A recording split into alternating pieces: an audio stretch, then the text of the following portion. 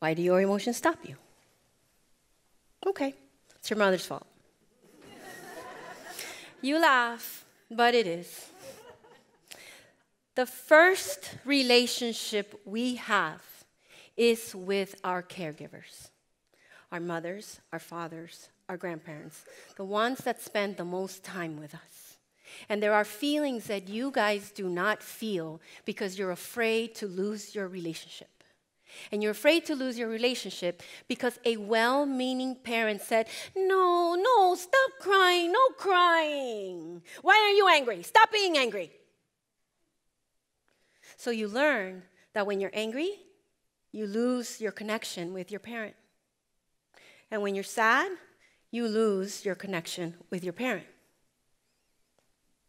Why would you feel sadness and anger if the most important person in your life is telling you, when you feel that, I'm not okay with you. You're no longer lovable. To prove my point, I'm going to show you this video. John?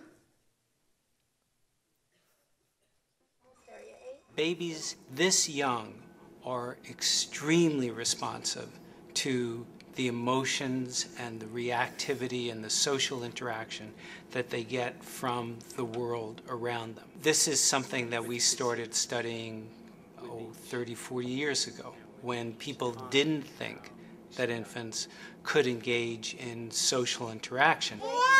In the still face experiment, what the mother did was she sits down and she's playing with her baby who's about a year of age. I'm like a girl. Oh. And she gives a greeting to the baby gives a greeting back to her. Yeah.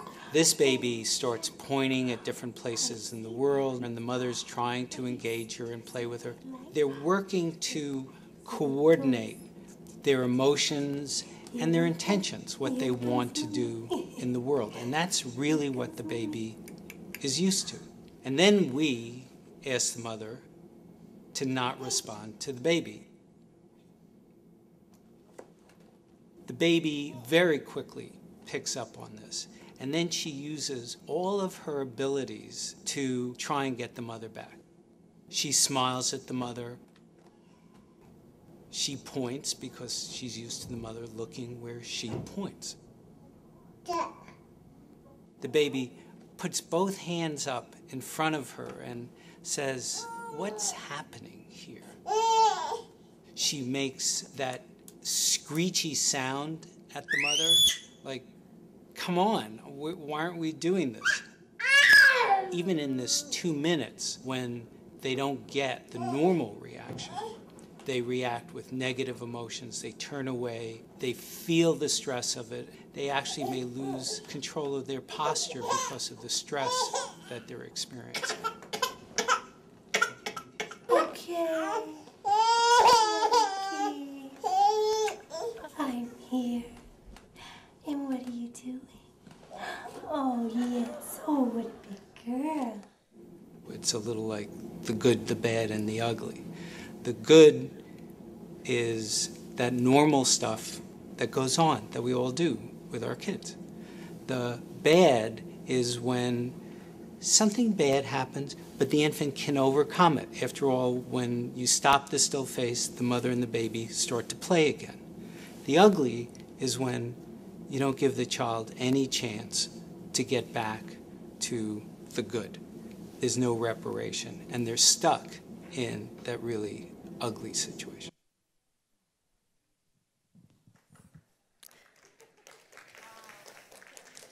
So let's take a minute, because that's excruciatingly painful to watch.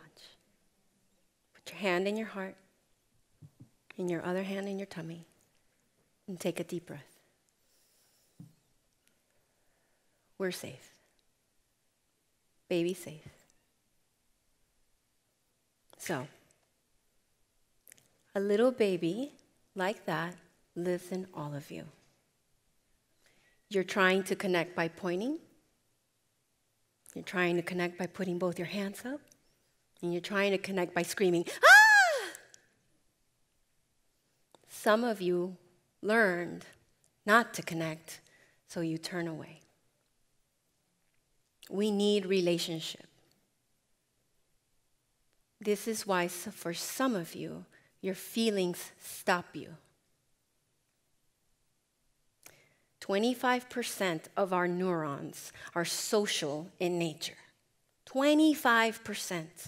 So those of you that have decided, I'm never going to have a relationship, you're not using 25% of your brain. For those of you that are continually this little baby going, ah, ah, ah, you're really using 25% of your brain, but you're misusing it. Especially when it's somebody that's not finishing a circle of connection with you. But I want you all to know that that little baby lives inside of all of you because we need to connect. We need to be with one another. We need to have a hive. Our neurology is made that way. Relationship is important, and relationship keeps your feelings safe sometimes. Right? So this is complicated, right? Because your parents taught you to be in relationship in the world. Your teachers taught you to be in relationship in the world. There's 80% of adults can share the one time that one teacher told them something that they could not do, and they believed them. Ms. Trujillo told me I was very bad at math. I figured out that I was good at math when I got an A in statistics in college. And the guy said, wow, you're really smart. I was like, I am, and I'm cute too. So, it is your mother's fault. It is your father's fault. It is your teacher's fault that for some of you, because of your fear of relationship, there are certain feelings that you have turned off.